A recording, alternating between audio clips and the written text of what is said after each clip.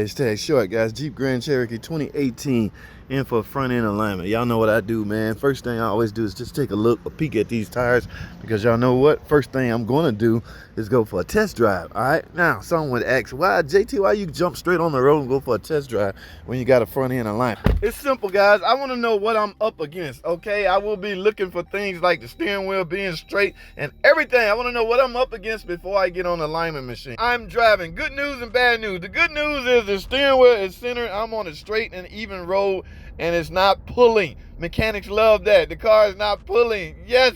All right, the bad news is, y'all see that tire pressure indicator? I have a right rear tire low. Yes, that will and can affect alignments. All right, guys, I'm now at the shop. Okay, pre-alignment inspection done. Yes, I do a before and after test drive on every alignment. I do. Now that I got that inspection out the way, I'm going to top off this air pressure, and I'm going to hook up the equipment and perform the alignment. Now the alignment should make sense. Any reading that's off should make sense based off my test drive. All right, stay tuned for a full video, man. This is a hashtag short video. Ooh.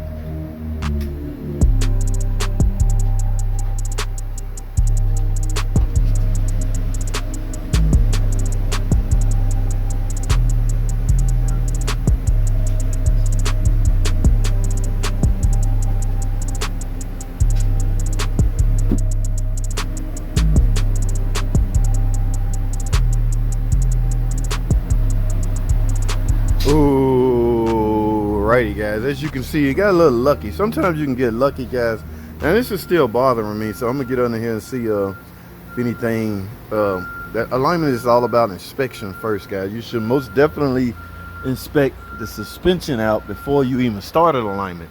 Okay, you got to check things like tie rod ends, you know, the typical 6 o'clock and 12 o'clock tire position movement, 9 o'clock, 3 o'clock.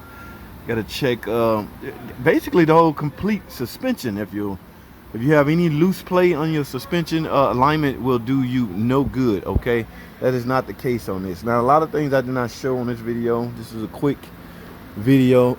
Okay, if I had to adjust toe, it's simple. Loosen that and start turning. Suspension part has to be inspected before you even start an alignment. Okay, because think about it. If you got loose ball joints or loose control arm bushings, none of that matters. Okay, you trying to put a car in alignment, what does it matter if it's going to move, right? You can't have any moving worn out suspension parts in order for an alignment to be successful. Okay, now I got lucky. You know, not going to always happen. Remember, I test drive this before, so I wanted to be prepared for whatever I was going to see.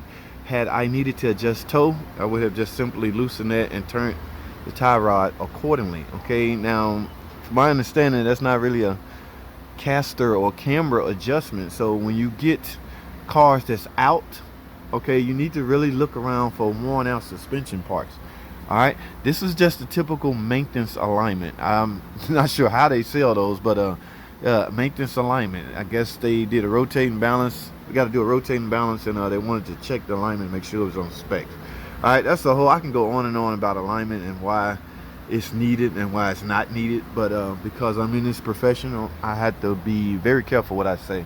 Guys, that's all I have. I'm in the green. Okay, now what do I do now? I go test drive it again. Yes, remember, before and after test drive is my thing.